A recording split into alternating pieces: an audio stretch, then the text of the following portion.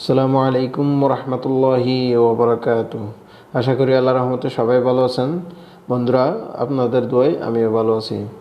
বন্ধুরা, টিউটোরিয়াল হলো কিভাবে আপনার মোবাইলের যে হ্যাং সমস্যাটা দূর করবেন।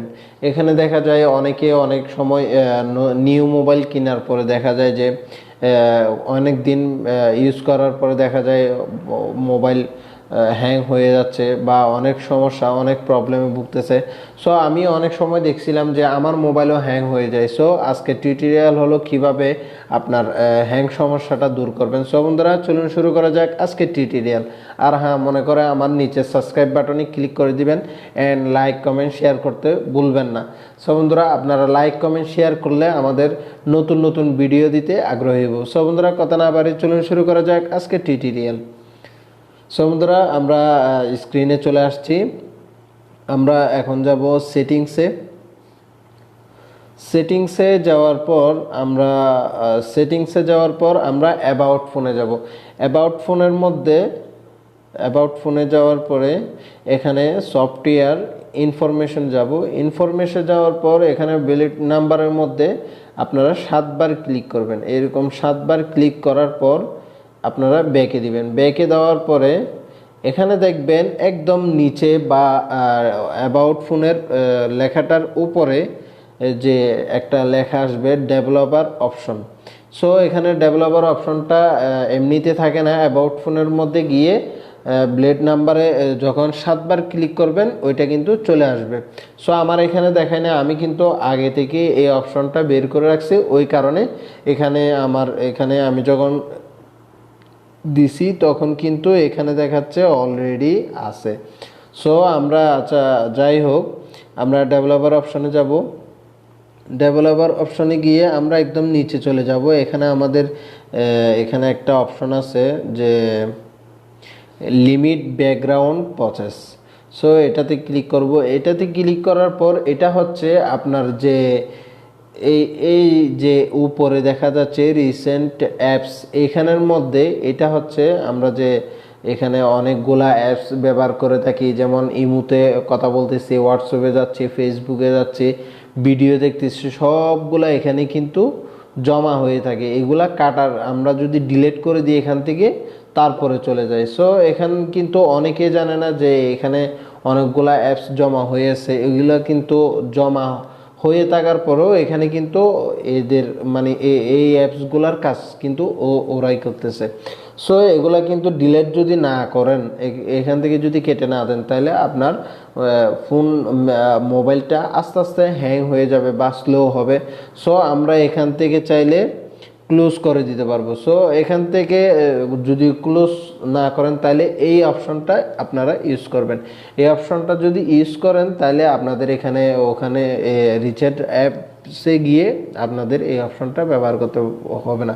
সো এখানে লিমিট ব্যাকগ্রাউন্ড প্রসেসের মধ্যে এখানে 1 আছে, 2, 3, 4। যেমন আপনি চাচ্ছেন যে আপনার যে প্রথমের যে অ্যাপসগুলো আপনি ইউজ করে যে কেটে দিছেন, অন্য একটা অপশনে গেছেন।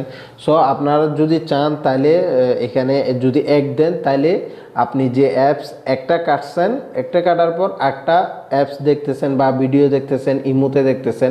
সো পিছে যে আপনি যে অ্যাপসটা ইউজ করছেন ওইটা কিন্তু থেকে যাবে, বাস আরগুলা যে অন্যগুলা যেগুলো আছে ওগুলা কিন্তু ডিলিট হয়ে যাবে, এটা যদি সেট করে দেন।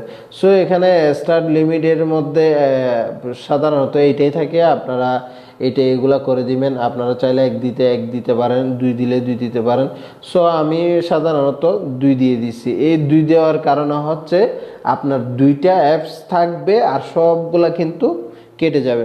সো আমরা এটা ঠিক করার পরে এখানে কিন্তু ডেভেলপার অপশনের মধ্যে কিন্তু অনেকগুলা সিস্টেম আছে, এগুলাও কিন্তু দেখতে পারবেন। সো এগুলা অন্য একদিন দেখাবো।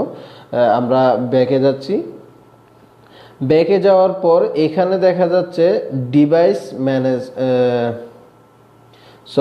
ডিভাইসের মধ্যে যাবেন। ডিভাইসের মধ্যে গিয়ে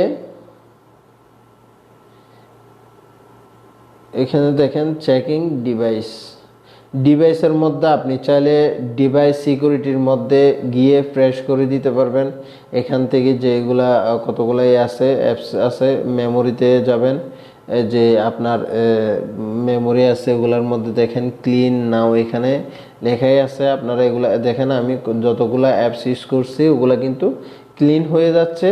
অ্যান্ড আমার এখানে কিন্তু যেই এমবিগুলা, যে অ্যাপসগুলা এমবিগুলা খাইছে ওগুলা কিন্তু আবার চলে আসতেছে বা আমার র্যাম খালি হয়ে যাচ্ছে। সো এখানে স্টোরেজের মধ্যে দেখা যায়, অনেক সময় দেখা যায় যে আমাদের একটা অ্যাপস ডাউনলোড করার সময় দেখা যায় স্টোরেজ এখানে মেমোরি ফুল দেখা যাচ্ছে। সো এই সমস্যাটা হচ্ছে অনেকেরই হয়ে থাকে, যেমন মেমোরি 1 GB হয়ে থাকে, সরি র্যাম 1 GB হয়ে থাকে, ওই কারণে কিন্তু এগুলো সমস্যাটা দেখা যায়। সো আপনারা স্টোরেজে গিয়ে যে এখানে দেখা যাচ্ছে আমার ইমেজে, এখানে ইমেজের মধ্যে কতগুলা এমবি খাইছে, এখানে অডিওর মধ্যে কতগুলা, ভিডিওর মধ্যে কতগুলা, এখানে অ্যাপ্লিকেশনের মধ্যে কতগুলা অ্যাপস খাইছে। সো আপনারা যদি চান এখান থেকে আপনারা করতে পারবেন। যেমন আমার এখানে আছে 14, এখানে প্রায় কত, আমার এখানে কিন্তু অনেক অনেক কিন্তু ডাটা খেয়ে ফেলছে। সো আমি এখানে ক্লিন নাও দিচ্ছি। ক্লিন নাও দেওয়ার পর এখানে দেখেন আমার কতগুলা, প্রায় দেখেন অনেক খালি হয়েছে। আমি 2 দিন পর পরে এগুলা কিন্তু রিফ্রেশ করে দিই। রিফ্রেশ করার কারণে দেখা যায় আমার মোবাইলটা কিন্তু অনেক দ্রুত চলে। সো এখান থেকে যদি আপনি এই কাজগুলা করেন তাহলে কিন্তু আপনার জন্য অনেক ভালো হবে। সো বন্ধুরা, এখান থেকে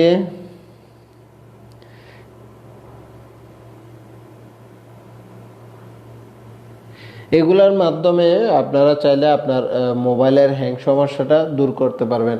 আর এখানে দেখা যায় অনেক প্লে স্টোরের মধ্যে যেমন অনেকগুলা অ্যাপস আছে, ভালো র্যাঙ্কের যেগুলা অ্যাপস, মানে ক্লিনের যেগুলা অ্যাপস আছে ওগুলো আপনারা চাইলে ইউজ করতে পারেন। ওগুলো ইউজ করার কারণে আপনার অটোমেটিকলি যে আপনার মোবাইলের মধ্যে অ্যাপস বিভিন্ন রকমের সমস্যা হয়ে থাকে ওগুলা কিন্তু চলে যাবে।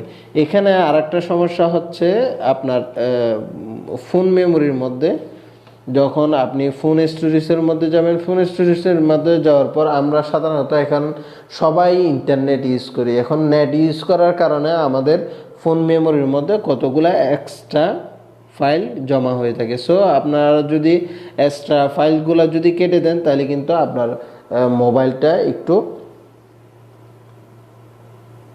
সুন্দর হয়ে, বা আপনার মোবাইলের মেমোরিটা কিন্তু খালি হবে, আপনার মোবাইলটা কিন্তু অনেক স্পিড চলবে।